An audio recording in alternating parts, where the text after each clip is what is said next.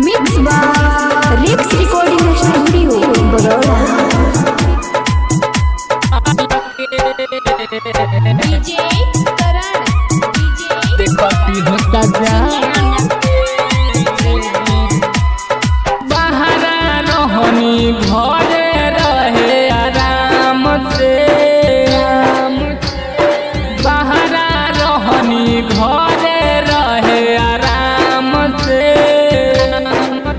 साला अगुआ लेके अइले देखती होता माल के, साला अगुआ लेके आई देखती होता माल के।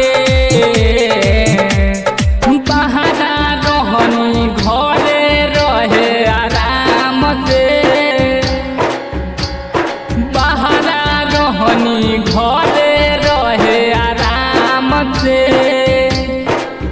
साला अगुआ लेके अइले देखती होता माल के,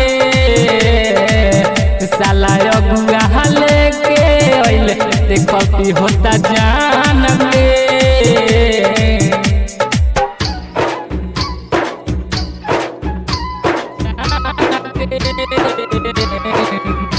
माल के मिक्स बाय रिक्स रिकॉर्डिंग स्टूडियो बड़ौदा।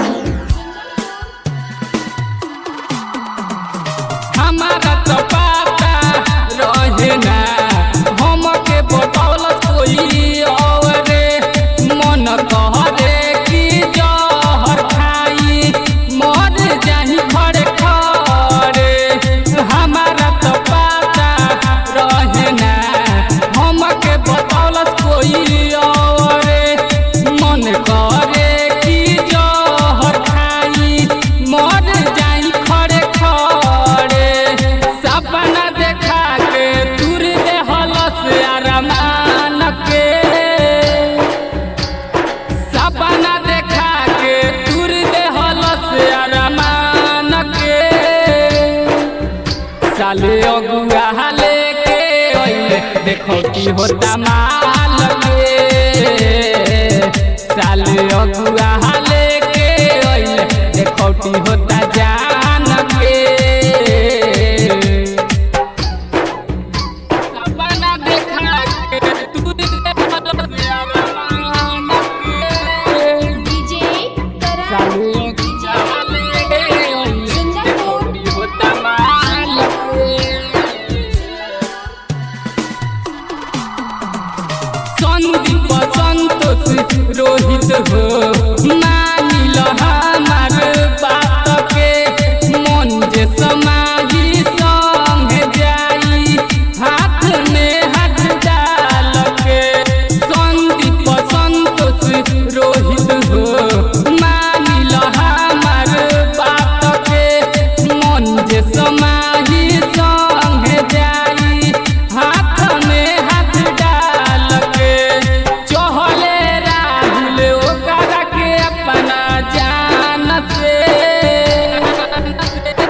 चहले राहुल ओकरा के अपना जान से। साले अगुआ लेके अइले देखती होता माल के, साले अगुआ लेके अइले देखती होता जान के।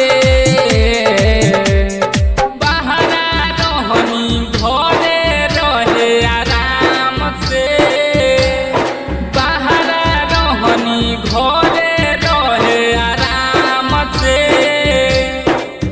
साला अगुआ लेके अइले देखती होता माल के।